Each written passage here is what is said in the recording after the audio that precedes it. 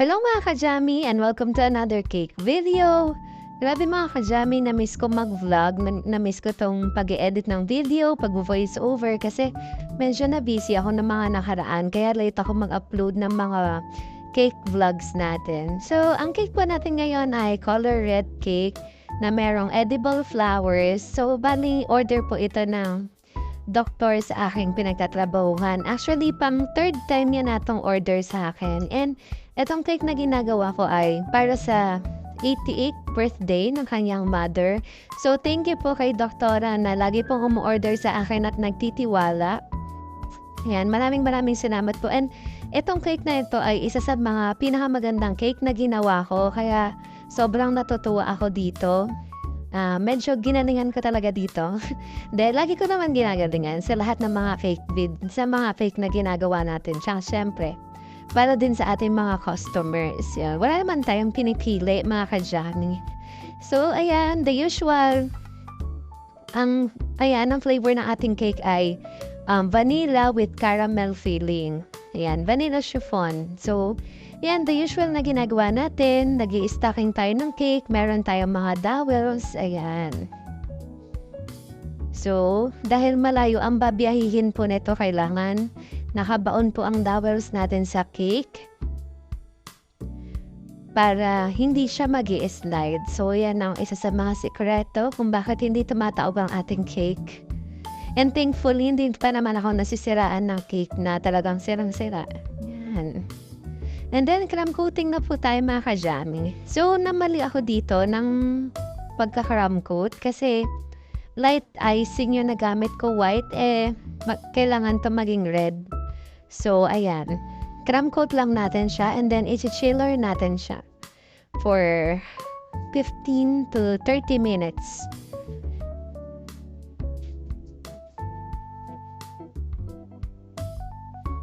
Medyo matagal na rin tong cake na to. Parang July 29 pa to. So, anong date na ngayon? Ngayon ko pa lang siya nagawa. Kasi nga sobrang busy mga ka-Jammy. And marami na rin ako mga cakes na hindi ko na navi-video. Pero napopost ko yung picture sa, sa page. Kasi,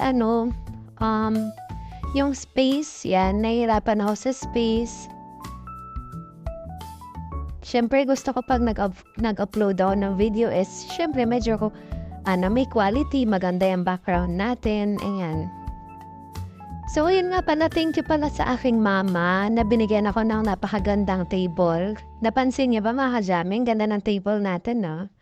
Color white. Kasi yung ginagamit ko dati is yung kahoy na, na table, na foldable. So, ayan, binigyan ako ni mother ng table na maganda. So, maganda na sa video natin, di ba? So, yan na. Done na tayo mag-crumb coating. And then, i-ref na natin siya. So, after chiller, so nakita niyo mga ka-Jammy, konti lang yung red icing na ginamit ko. So, ayan. Lalo na kung dark yung nagamit ko na pang-crumb coat, ayan, hindi mo kailangan ng makapal na red na icing. Then, tipid siya sa food color, diba? Ayan. So, ang gusto ni doktora is bloody red. So, medyo na-achieve ko naman siguro. Ayan. Coating na ng cake natin.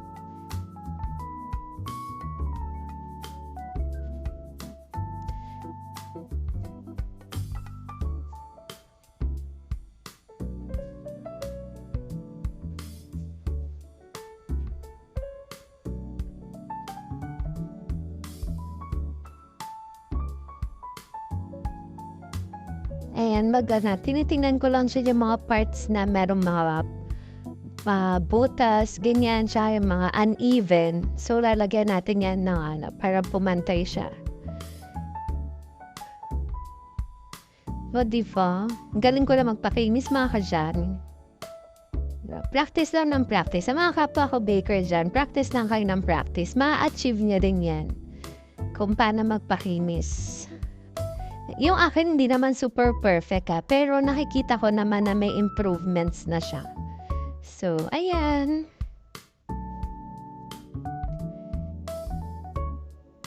And then naisip ko kung magpapalit na ba ako ng metal scraper. Kasi yung scraper na white, yun, madalas siya masira.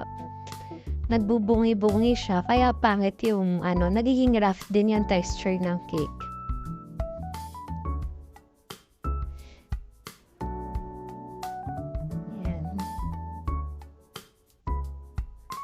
So, after ko ito makot, i-ref din ulit natin siya para mag-set yung ating red icing. Yeah. Diba? Ilang beses ko siyang iniikot-ikot kasi hindi ko ma-achieve yung gusto kong kinis. Ayan. Dayan mga kajami, paano ko nililinis yung gilid? Ayan. Meron akong isang technique. Ay, hindi ko pala nagawa dito kung paano ko nililinis yung gilid na yan. So, yun, naglagay ako ng mark. Ibig sabihin dun yung harapan. So, eto. Ayan, hindi ko na napakita kung paano ko ginawa tong topper na to. Yung white na yan, na arco. Ginawa ko lang yan. Kasi gusto ni Doktora merong pailaw effect. So, DIY ko yan, yung arco na yan. And then, binaon ko siya sa board para hindi siya, pagka binyahe ko siya, kasi mga 2 hours yung biyahe nito, isasakay ko siya ng bus. So, minsan shaky siya. So, kailangan nakabaon siya sa board. And then, first time ko gumamit ng mga edible flowers. O nga pala, shout out kay Joshua Gacho. Siya yung gumawa ng aking mga edible flowers. Sobrang bait niyan. Actually, dinagdagan niya yung flowers and leaves na kaya order na kayo sa kanya. Sobrang bait, sobrang bilis kausap. Ayan. Thank you so much, sis Joshua Gacho, sa aking napakagandang edible flowers. Ayan, order kayo sa kanya. Taga Quezon City. So, ayan, mura lang po yung mga edible flowers sa kanya and then maganda rin yung pagkakagawa. And dinagdagan niya pa. Ayan. Thank you so much. Dahil sa mga ginawa niyang flowers, sobrang ganda yung aking outcome ng aking cake na ginawa. So, ayan, first time ko gumamit ng mga edible flowers. So, medyo sensitive pala siya. So, kapag nagtanong-tanong din ako, tinanong ko kung kapag ba edible yung flowers na gawa sa sugar paste ba to or gum paste, kung pwede siyang i-ref. So, sabi nung isang baker na pinagtatanungan ko din palagi, sabi nga hindi na daw pwede kasi magmo-moist yung flour, pwede siyang mahudas. Ayan. So, ayan na.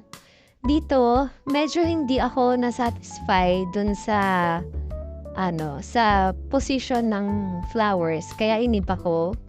Ayan, may butas doon, nakita nyo. And then, yung gamit ko dyan is yung ginupit lang na microwavable plastic. Yan yung ginagamit ko. Malaking tulong sa akin yan, mga kajami, yung scraper na yan. Lalo na kapag yung kailangan lang ng mga repair. Ayan. O, diba? Actually, magaan siyang gamitin, tas light lang. Tas napapakinis niya talaga yung mga, may hirap na parts.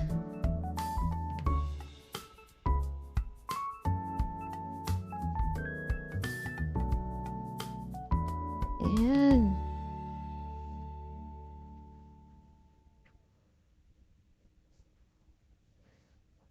Sobrang ganda talaga ng design na ito, mga kajami. Very, classy. Makasosyal, ganon. Makamayaman-yaman, ganon. Yan, iniba ko lang yung mga positions ng flowers. And struggle pala yung pagkakabit nitong mga flower na to. Ayan, tignan ko dyan kung ano yung mga position ng bulaklak. Ayan. Super thankful talaga ako kay sis Joshua Gacho. Talagang dinagdagan niya yung order ko, mga kajami. And then, ayan, gold butterfly. Ipa-butterfly effect. I-position lang natin siya sa mga place na gusto natin and sa tingin natin ay nakakaganda ng ating cake.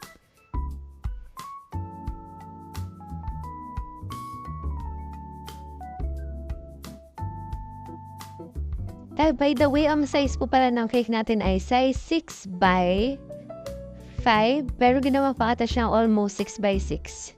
Yes. And nagmukha siyang mataas dahil dun sa design niya, diba? So mga ka-Jammy, ayan.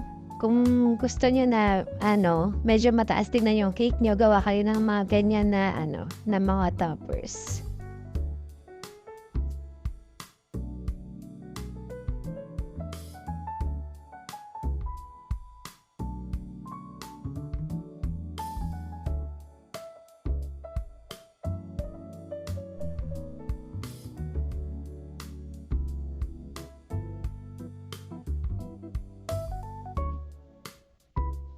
Hindi ba? Ang ganda na niya mga ka-Jammy. Sobrang in love ako sa cake na to. As in, kaya wala akong masabi. Talagang tinanong ko yung sarili ko kung ako ba talaga yung gumawa sa kanya. So, ayan, testing lang ng flowers, ng lights, kung gumagana.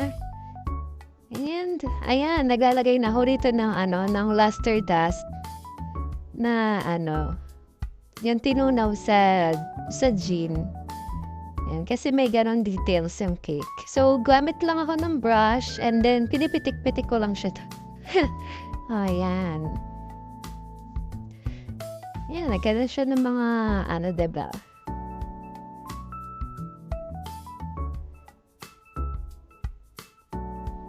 Then, lagay lang ako dyan ng mga gold radgies, konting gold radgies, kasi part siya ng details ng cake. Ayan yung inspo naman natin, hindi yan exactly ha. So, naging inspo lang siya talaga na pinagayahan. Naging siya. Ayan. Pero not exactly magagaya talaga. Kasi, yan eh. Totoong flowers yung gamit dun. And then yung sa akin ay edible flowers.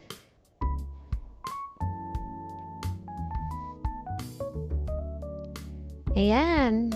O, diba? Ang ganda.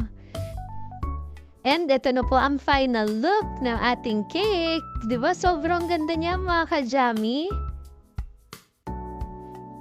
Thank you for watching mga ka-Jammy. And please follow me for more upcoming cake videos. Bye-bye!